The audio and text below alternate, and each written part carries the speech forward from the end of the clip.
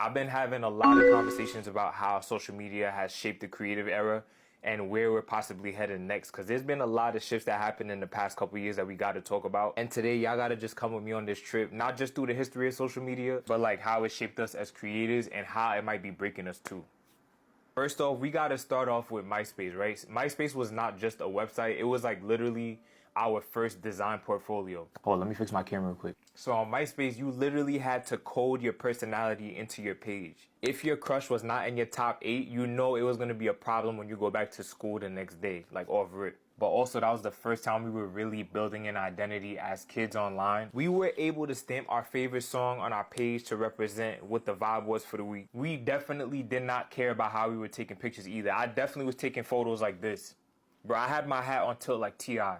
No lie, like, I know y'all remember that. But that was such a beautiful time in life because we did not necessarily take the internet with us when we stepped into different rooms, right? We was in school, we were having an experience, having fun, and then we'd run in the crib, watch TV, play video games, and then hop on MySpace for about an hour or maybe 30 minutes because a lot of us was not even allowed to be on the internet that much after school anyway, depending on the household you was in, you feel me? And we're gonna get into all the other eras of social media as well too, but just to conclude MySpace really allowed us to create our first creative DNA online, and that was just a beautiful time for me. And then there was like Bebo and AIM. Bebo is literally like the bootleg version of MySpace in my opinion. We were allowed to go on Bebo in school. That's how you knew it was calm. It was nothing crazy. But the presets and all of the settings that you can do to customize your page did not compare to MySpace at all. I was either at like the end of elementary or like early middle school where I was using AIM consistently. And bruh, the AIM era had everybody in a chokehold, bro. I'm not gonna hold you. Like, you were not wavy if you didn't have like a cold-hearted away message on AIM. And if your parents wasn't blacking on you because your AIM kept pinging all day long when you was not home. Because if your AIM was going off, nah, I gotta play the AIM sounds real quick for y'all so y'all could just remember the time that we was living in. Damn. Oh, no, that's the one. Nah, I don't remember that one that much. Facts. See, I don't remember all those other ones, but yo, that just like brought back memories from my childhood. And that was like the first time I could genuinely say, we gotta be honest here, like that was the first time we started experiencing like dopamine rushes from social media, right? It wasn't like nothing too toxic, but it was just a good feeling to know that like your friends or your crush might have just popped up in the AIM chat, you feel me? And like, whether parents want to realize this or not, these social media platforms at that time helped us learn how to type faster and more efficiently. I don't care what nobody says, yo, because when there was 15 people in the chat or there was a whole bunch of conversations going on, like you had to be quick with your conversations, especially if it was cutting your ass. Like if you getting your ass cut, you can't be taking too long to respond because everybody's gonna start joking on you more. And then they're gonna think that you trying to run from the conversation. Like we're not having that, you feel me? But what I loved about that era was like there was no content strategy. There wasn't a plan of like how you're gonna go about your day. You literally just hopped on and you were just being very present in the moment. Essentially, we were just raw. We might have been a little cringy, don't get me wrong, but we was real though. That might have been the realest era. You could let me know. Alright, boom. So then we got Twitter and Tumblr.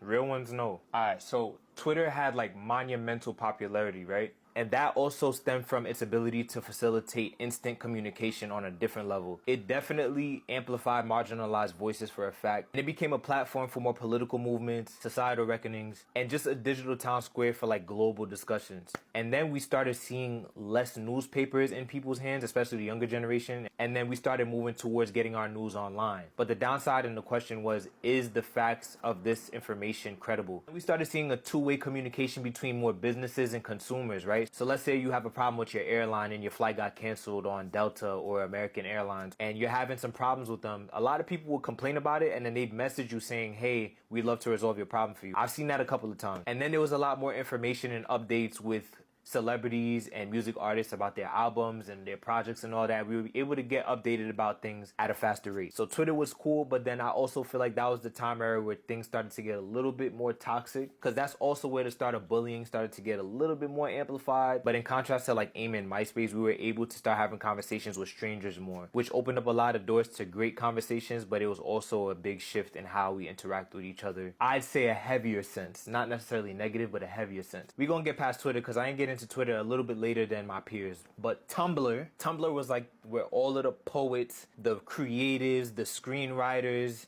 the musicians, the painters started coming into life, photographers. Like, it was just a hub where everybody was able to express themselves. And then that was like the generation where we started figuring out what our crafts were, right? What were the things that actually brought me joy and peace in my everyday life? So we had a lot of photographers who were posting their photo shoots online. We saw music artists writing their lyrics, and it was very interesting because we started to see people posting poems about them wanting to unalive themselves, and people were posting about some of their traumas and their experiences. But then it also opened up a gateway for a lot of people to start saying, hey, I experienced that too. So let's connect off of the things that we thought we were alone with. And I think, honestly, the Tumblr era was one of the most beautiful time periods to happen in our generation. And then to me, Tumblr started to create IRL experiences where we started having meetups in New York City and Soho. All the cool kids and all the fly kids and people who wanted to express themselves would just pull up in Washington Square Park, and we would just have conversations, and you were able to meet people because y'all shared the same passions. And even if y'all had contrasting opinions about something, it was still a great way to connect with people from different walks of life. 2013, I was like in 11th grade. So that's when like A$AP Rocky came out, Kendrick came out. There was a shift in the culture with fashion and how we got dressed as well too. Like, I'm from Brooklyn and Long Island, so I had a balance of living in the city and living in the suburbs. You feel me? I played basketball my whole life. When A$AP Rocky dropped, that was like the gateway for me to be able to express myself in the way I wanted to without feeling like ridicule. You feel me? Like, when people started wearing skinny jeans and ripped jeans and all that, you were literally made fun of at that time. Like, you were literally a risk taker by wearing skinny jeans, and people was telling me and my mans like we sus for just wearing like skinny jeans and they're for girls and shit. You know what I'm saying? That was like the shift. And then we also had like Jeremy Scott's, where you had sneakers with wings, and then you had like asymmetrical design shoes where you had like the American stripes on one, and then you had the stars on another. Bro, y'all thought I was lying. Like, bro, these are the OG Jeremy Scott American flags, bro. You had to feel so confident in yourself to walk outside and get questioned by every single human being ever. You feel me? Like, I didn't even give a fuck that I was wearing asymmetrical shoes. You feel me? Like, if you were able to pull these off and style this with an outfit, you was a boss. But I don't know, as I reflect on like that Tumblr era, the music, the fashion, the conversations we were having, it just sparked a whole new generation. And honestly, I feel like that was the biggest blueprint for where we're at right now. My fault, y'all, my SD card ran out of memory. But in conclusion of Tumblr, we were able to mood board our emotions, and you could literally be an icon without showing your face. And then we had Facebook. Y'all gotta bear with me now, because I don't know if y'all peeped, but that was like the shift where we started transitioning into our real names. Like, my AIM name was Jay the Superstar with like 3s and 4s. Like the 3 for the E and the 4 for the A. You know what I'm saying? So we shifted to like your government name, and then you attached your high school and your friend group that you see on a day-to-day. And then that's where a lot of drama was happening, low-key. I'm not gonna lie. That's where like, Facebook literally was a platform where people was starting to beef. And there started to be like problems on Facebook. And then it became a thing of like, let's connect you to your mom's coworker's cousin. That's where identity started to get standardized. And that's why I feel like social media started to make us feel like we should just only be one thing. YouTube flipped everything. Suddenly your weird little hobby could be a career. We started seeing a bigger birth of makeup tutorials, longer form day in the life, story times, gaming, how to sew. But I feel like that time started to introduce a new pressure where people started to feel like they had to like please and perform for the algorithm. Snapchat made everything feel temporary. Snapchat was the era where like people started to have their phones in their hands a little bit longer. We started getting our phones taken away in school because we were recording things in the class and funny moments. And then we had Vine, which is obviously what I feel like Snapchat was a stepping stone off of. But like, Vine was like also a very monumental moment in time where we started getting more dopamine rushes from like shorter form, quick content, because it was only a couple of seconds. But if you were able to capture people's attention and do something cool enough to go viral at that time, you were lit. And then we had Instagram. Instagram was lit, right? Because we were able to start posting pictures and we were posting our outfits and shit. But then it started to transition to everything having to be so perfect all the time, and people having to show up as their best version of themselves at all times. I remember there was a point in high school where me and my man was like, yo, let's post a flick of all of our Air Jordan 11s. Like, my mans had the Space Jams, one of my other friends had the Breads, I'll have the Cool Grays, you feel me? And we were just taking pictures of our fits, our hats, taking pictures of trees and all that.